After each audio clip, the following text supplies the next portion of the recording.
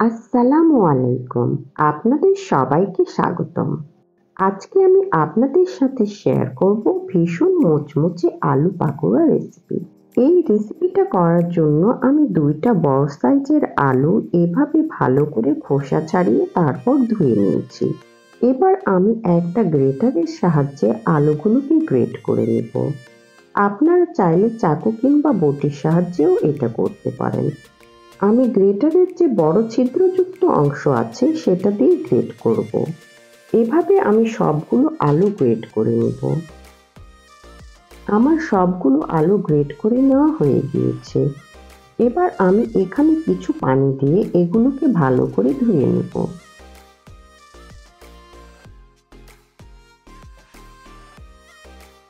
আমি কয়েকবার পানি চেঞ্জ করে আলুগুলোকে ধুয়ে নিয়েছি।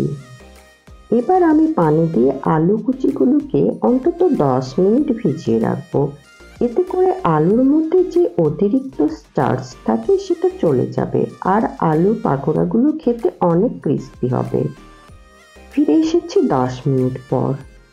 এখন আমি আলু কুচিগুলো চিপে চিপে এর অতিরিক্ত পানি ফেলে দিব।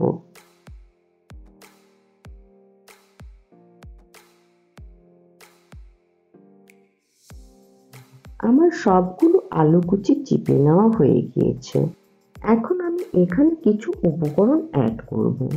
আমি এখানে দিব 1/3 কাপ পেঁয়াজ কুচি, 3টা কাঁচামরিচ কুচি, হাফ চা চামচ লাল মরিচের গুঁড়া, 1 চা চামচ জিরার গুঁড়া,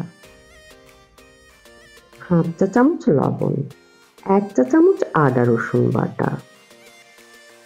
আর পাকোড়াটা কোট করার জন্য দিব 1/3 কাপ ময়দা। ময়দার পরিবর্তে আপনারা বেসনও দিতে পারেন। আর দেব 1/4 কাপ চালের গুঁড়া। চালের গুঁড়ার পরিবর্তে আপনারা কর্নফ্লাওয়ারও দিতে পারেন। চালের গুঁড়াটা সবসময় হাতের কাছে থাকে তাই আমি চালের গুঁড়া দিয়েছি। এবার আমি সবগুলো উপকরণ খুব ভালো করে মাখিয়ে নেব। আপনারা হয়তো খেয়াল করেছেন আমি কিন্তু এর সাথে কোনো হলুদ দিইনি। আপনারা চাইলে দিতে পারেন। তবে হলুদ না দিলে এটার খুব সুন্দর চকচকে একটা কালার আসে যেটা আমার কাছে খুবই ভালো লাগে।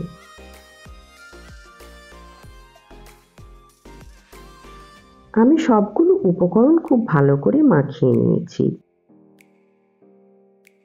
এভাবে আমি পাকোড়াগুলো তৈরি করে গরম তেলের মধ্যে ছেড়ে দিব। পাকোড়াগুলো খুব সুন্দর শেপ দেওয়ার দরকার নেই, এগুলো একটু এবড়ো থেবড়ো করে দিলে এগুলো খেতে বেশি ক্রিস্পি হয়।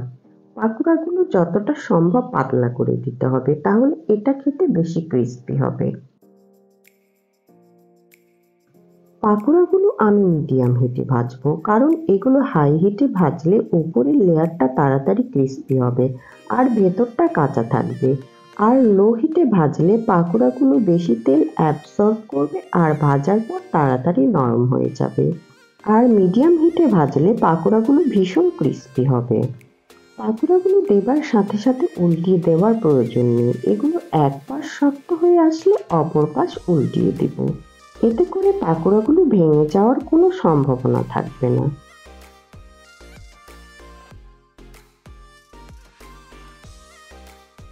কয়েকবার উল্টিয়ে পাল্টিয়ে আমি ব্রাউন করে পাকোড়াগুলো ভেজে নেব।